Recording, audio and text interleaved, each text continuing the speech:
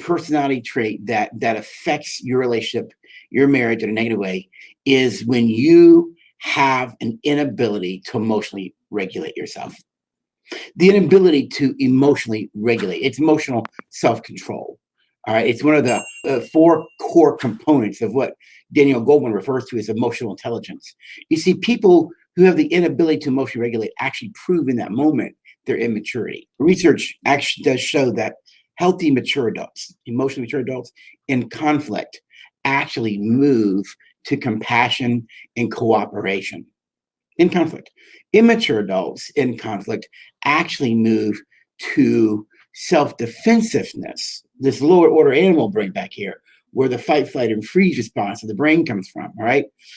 People who have an inability to emotionally regulate have a hard time managing stress.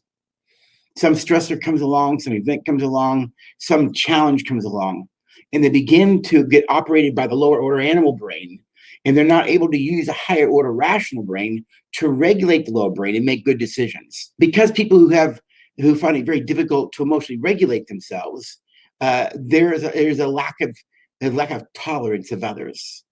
They're intolerant, they're impatient, easily frustrated, easily angered, maybe quick to snap at you, walk away, sulk, withdraw. It's what I used to do 20-something years ago. You see, what the person is actually trying to do and say is, you're not going to control me and I'm going to get what I want the way I want it, because they don't have the maturity, the adult maturity and capacity for self-awareness, first and foremost, because you can't have self-control if you're not self-aware. Self-awareness is a precursor to self-control and self-management. And immature people lack self-awareness.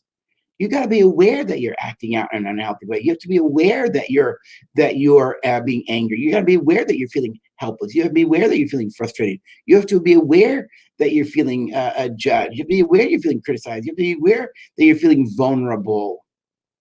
You have to have an emotional vocabulary.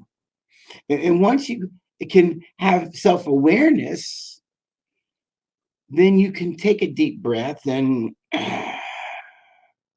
regulate the lower order brain so that you don't hurt people with your emotional part of your brain, known as the limbic system, by the way.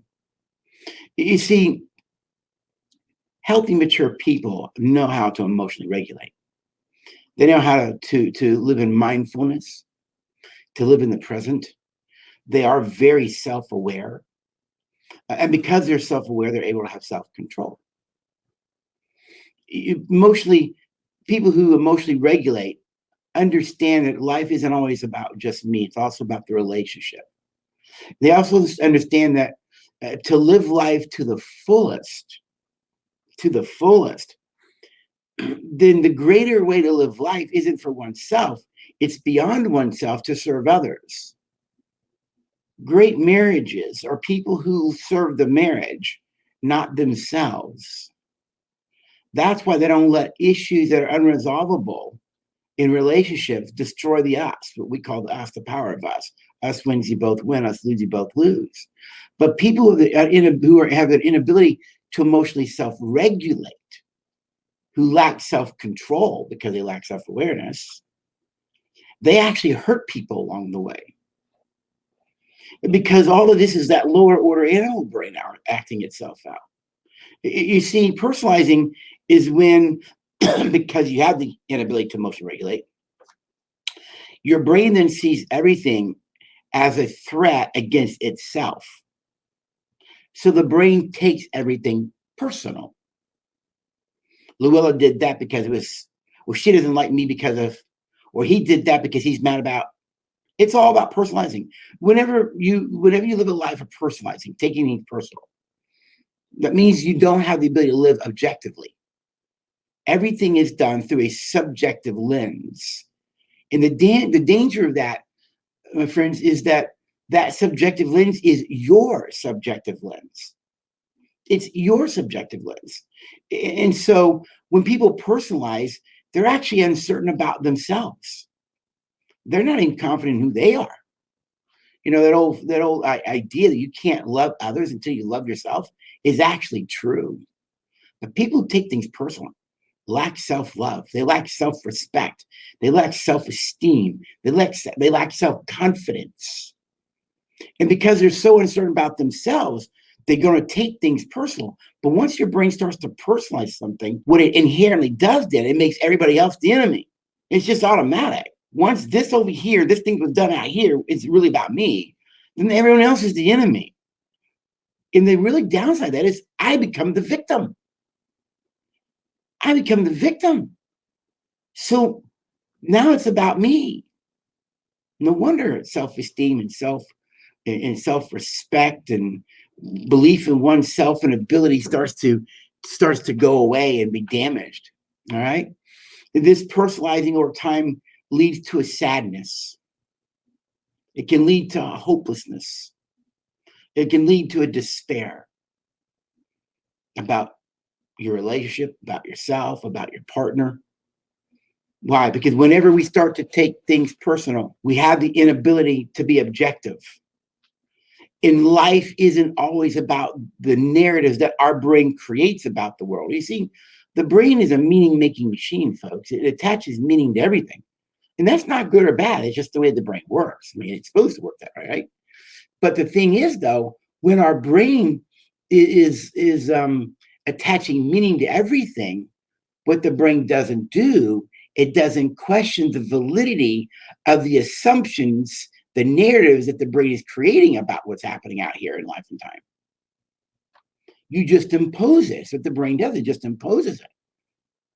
And in that inability to be objective, your brain may say, well, you don't love me, but objectively they might love you, but your brain can't see why, because your brain just takes everything personal. And therein lies a lot of the greater problem in these relationships, is that in our inability to be objective, living a life of subjectivity, then everything gets centered through your blinders. Horses are blinders, right? And the blinders become the problem themselves. And the problem is with personalizing, it actually creates division. It doesn't create anything healthy or good or loving or caring. Why? Because it lacks the ability to see life clearly. In healthy relationships, mature people, when they recognize their brain's personalizing something, they're able to take that deep breath. I always talk, the deep breath. Why the deep breath? I'll tell you why. It regulates the heart. Whenever you get triggered in a fight, flight, or freeze, the heart starts to race. You can control and slow your heart rate down by breathing. Breathing then will move you out of the lower order brain to re-access the higher order rational mind so you can think objectively. Is what my brain telling me right now in this moment, is it true? Then I can move to vulnerability and ask, well, do you love me? Or is this what you're really saying? This is what my brain is hearing. You see, you can begin to have those kinds of conversations, but you have to do it from the higher order brain without being personalizing, living in objectivity, living in what I call what else might be possible. There's a possibility, there's another meaning here. All right.